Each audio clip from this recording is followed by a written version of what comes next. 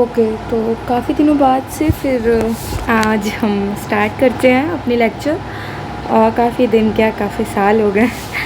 खैर, आज हम लोग पढ़ेंगे इंडियन पार्टनरशिप एक्ट 1932।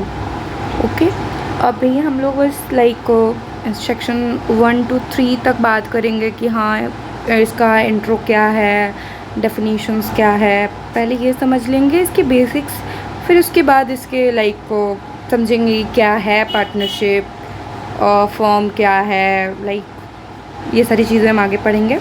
ओके, तो पहले हम लोग स्टार्ट करते हैं सेक्शन 1 से।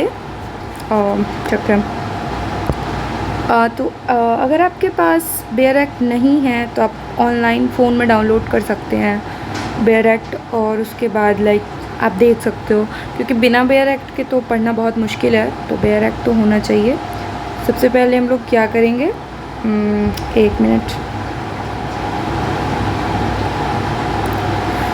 सबसे पहले हम लोग सेक्शन 1 पढ़ेंगे। सेक्शन 1 में क्या है, short title, extent and commencement.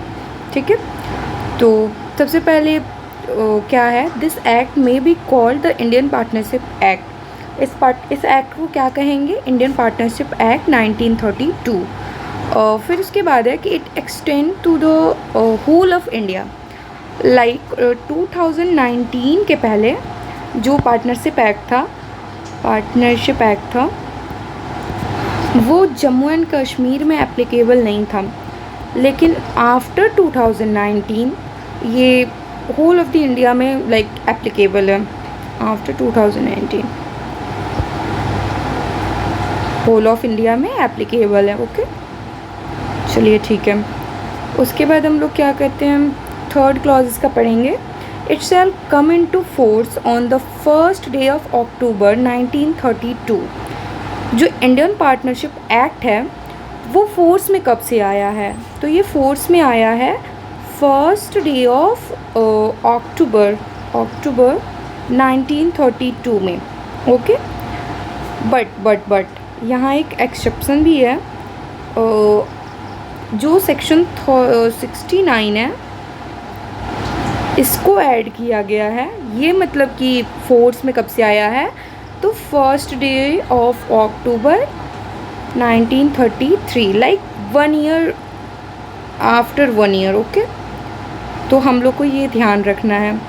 चलिए अब हम लोग ये डिस्कस करते हैं कि सेक्शन 1 से क्या क्या इम्पोर्टेंट चीज़ हमने पढ़ा। कि सबसे पहले तो ये होल ऑफ इंडिया में एप्लीकेबल है, ठीक है। फिर उसके बाद क्या था कि ये कब से इन फोर्स में आया, तो फर्स्ट डे ऑफ अक्टूबर 1932। उसके बाद से जो सेक्शन 69 है वो कब से आया, तो वो कब से था, 1 अक्टूबर 1933 से। ओके, चलिए तो ये हो गया। अब हम लोग जाएंगे नेक्स्ट सेक्शन 2 पे। ओके,